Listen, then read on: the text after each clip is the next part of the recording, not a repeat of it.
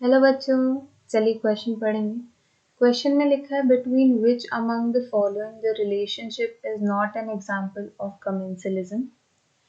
A option female wasp and fig species, B orchid and the tree on which it grows, C cattle egret and grazing cattle या फिर D sea anemone and clownfish।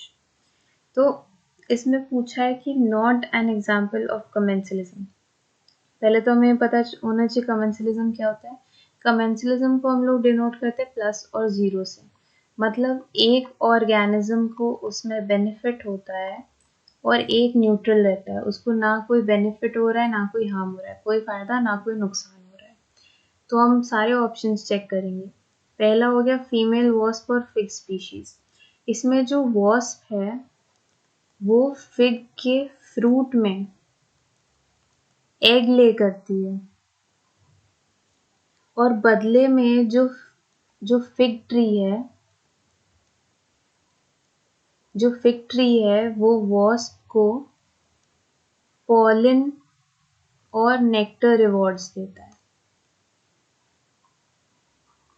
Right. तो wasp को fig tree से फायदा हो रहा है, right. और फिग ट्री को वॉस्प से क्या फायदा होता है कि वॉस्प जो है उसका पॉलिनेशन कराता है। फिग ट्री का पॉलिनेशन जो है वो वॉस्प से होता है। तो इसमें दोनों को ही फायदा हो रहा है, इसको भी फायदा हो रहा है और इसको भी फायदा हो रहा है। तो ये म्यूचुअलिज्म है, ये कमेंसलिज्म नहीं है, ये म्यूचुअलिज्म है। फिर bee orchid and the tree on which it grows. Orchid जो है वो एक एपीफाइट है।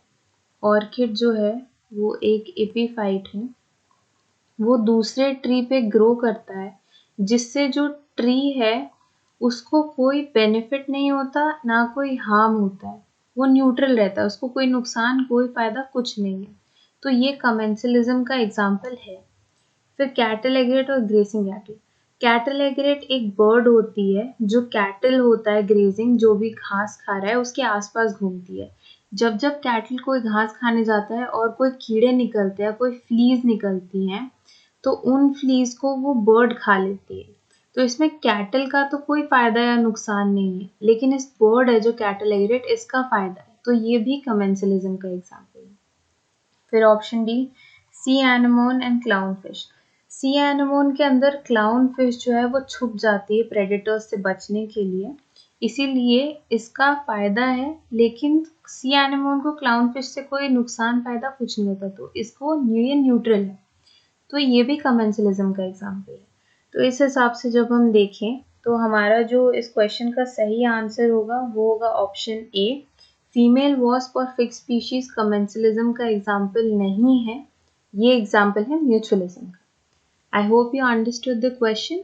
Thank you, all the best.